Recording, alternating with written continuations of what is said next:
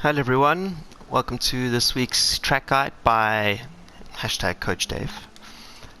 We are in Suzuka in the, what is this, Mazda Roadster Touring Car. It's one of the new cars from the update.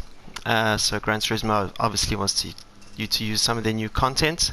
And the policy is, if I'm within 1 second of the top 10, I will do a track guide. But strangely today, I actually share the top position with the same lap time with someone from France. So that means one of two things. It's most likely that no one else has woken up yet, because it is the first day of the of this daily combo.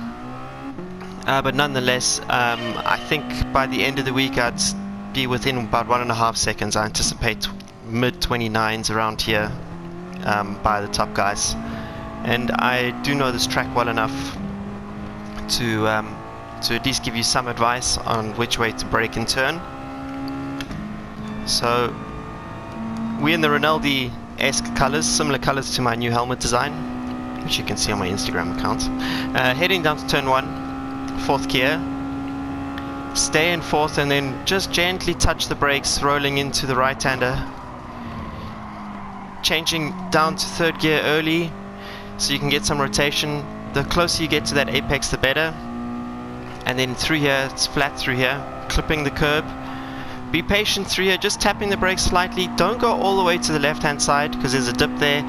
Clipping this curb here, you can push it to the edge with this car and then stay to the inside as much as you can. Be patient over, there's a small crest there that you don't really see in the game.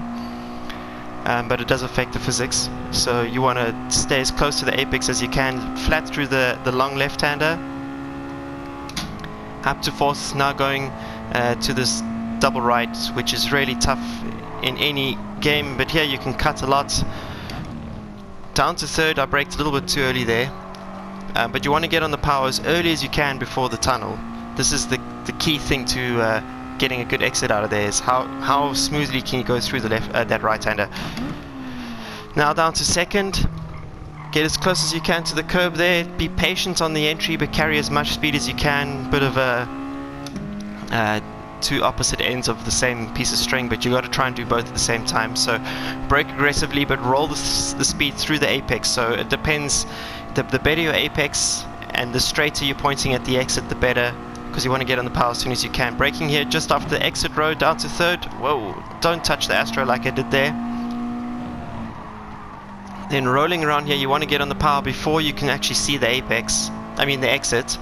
The earlier you get on the power there, the better. Obviously this car has no power, so you know, the sooner you get on the power, it's going to be better for you. It's not one of those cars where you can just roll the speed through the corner. What you're trying to do is just get on the throttle as early as you can. Flat through the left-hander here, as long as you can clip the curb on the inside. If you miss your turning point there, you're going to go wide, as I've discovered a few times. Braking just before the 100-meter board. Oh, you want to get on that curb there. Let's see if we can get the next lap much better. Okay, so through the chicane you want to maximize both curbs. You want to use them as much as you can. So when you're braking, turn in a little bit earlier than I did in that instance, so you can get that right-hander curb, and then you want to run as straight a line through there as possible. Okay, going down to turn 1, 4th gear, just rolling gently on the brakes to get the front in while still carrying speed. Tighter line is better there. Find the apex curb if you can, it's much quicker. Flat through the left-hander, clip the curb, patient through the right-hander, don't go too wide, stay middle of the track. You can roll off through a little bit through here if you want to set up this next right-hander better. Stay tight, use the curbing for the rotation. That was much better. And then flat through this left-hander going up the hill. In real life those curves are much more aggressive. You can't touch those curves in real life. Okay, up to 4th, now through the double right. Try carry speed, watch out for the gravel on the exit.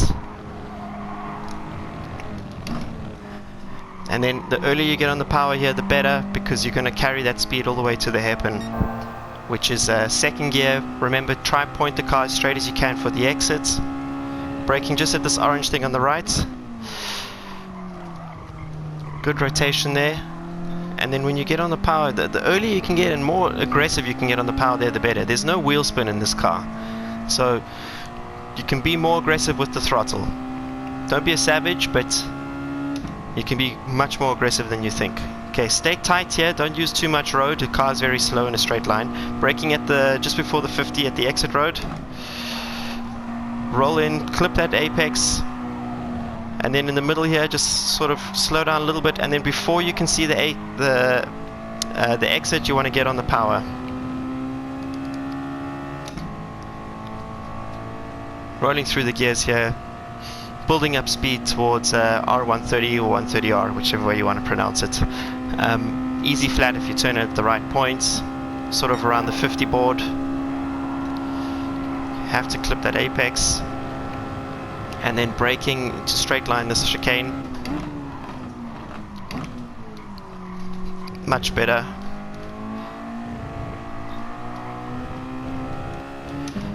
Maximizing the physics there a little bit, because obviously in real life if you touch the grass on the exit you're going to be going nowhere.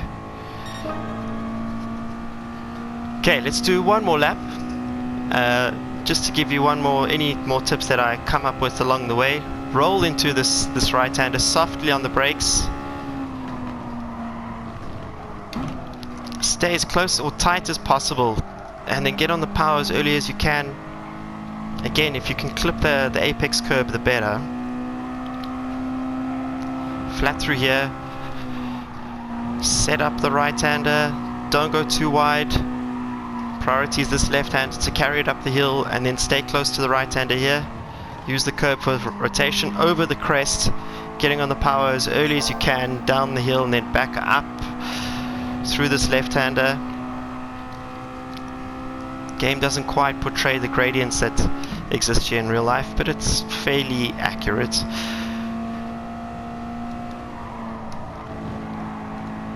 And then braking, getting on the power as early as you can. Whoa, a little bit too wide there. I'm actually ahead of my Ghost here, so this was potentially a top time for the leaderboard.